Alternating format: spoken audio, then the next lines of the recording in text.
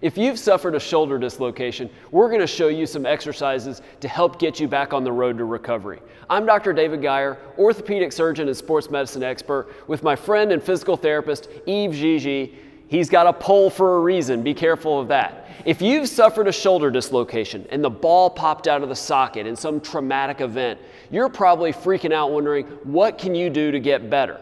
Yes, it may be something that ends up needing surgery down the road, but we want to show you a few simple things to get your motion better, to get your pain better, so that you can get back to what you want to do, be it sports, exercise, or even going to work. So let me talk to Yves and see what he can suggest to get you better. So what we notice a lot, David, with these shoulder injuries, with these dislocations, is a lot of people are afraid to move their shoulder. They need to get the range of motion back first.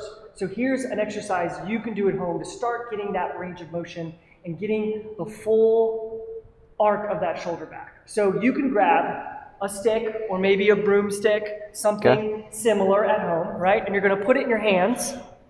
You're going to put hands on top. Hands on top, right? Hands fairly close together, but not touching. Okay? Okay. And typically you're going to start here at the bottom, right? It's going to feel a little painful. You're not going to want to move it. So you're going to start lifting the pole and using the shoulder that's painful, that was injured, it's going to be going along for the ride. Okay. You really want the shoulder that's not injured trying to do the work and really doing the hard work for you. That makes sense. You're going to go as far as you can up until you feel a little bit of discomfort. You're really not going to push past that pain. A little discomfort's okay, but we don't want to push past it.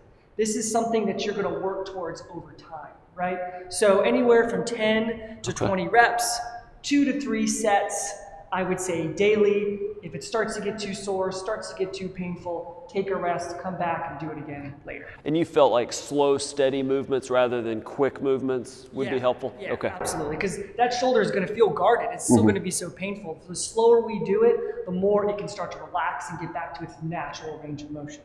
And in this forward plane mainly? Yes. Okay. Yeah, it's typically going to be most comfortable going forward, not necessarily out to the side or with any twisting. Okay, awesome. All right, what else can we work on?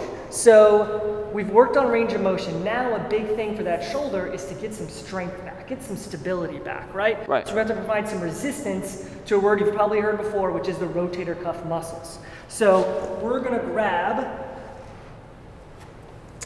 basically an exercise stretch band, something that'll give us just a little bit of resistance. And we're going to do what's called shoulder external rotation, okay? So we're going to put our elbow close to our body and we're going to roll our shoulder out to the side. So let's just demo that. Perfect. So what we want to avoid here is moving our body. We don't want to move our body. None of this. Right. Okay. Right. We only want to move our shoulder. How far?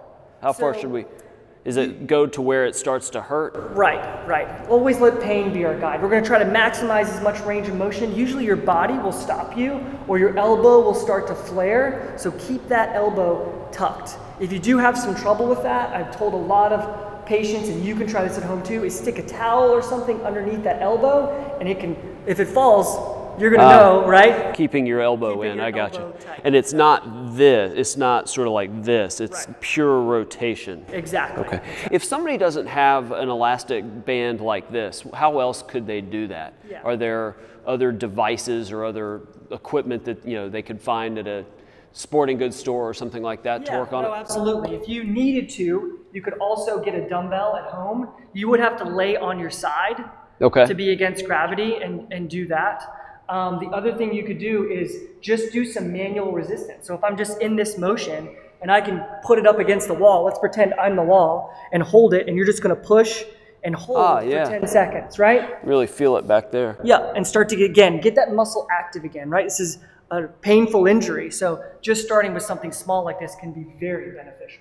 And we've talked about this in other videos. This is something we do several times a day, just once a day, every other day. Let pain be your guide. What's your kind of advice on how often they should work motion and strength? Yeah, for these, because they're very low-level exercises, you can do these daily because you're really just educating those muscles to start working again. You're not really getting any soreness or breaking down tissue like you would be in a hard workout. So this is something that's almost like 2 to 3 times a day or sometimes more. But as you alluded to, pain is definitely your guide. If you're having soreness, you're having increased pain, I would back off until it starts to subside a little bit and then start the exercises again.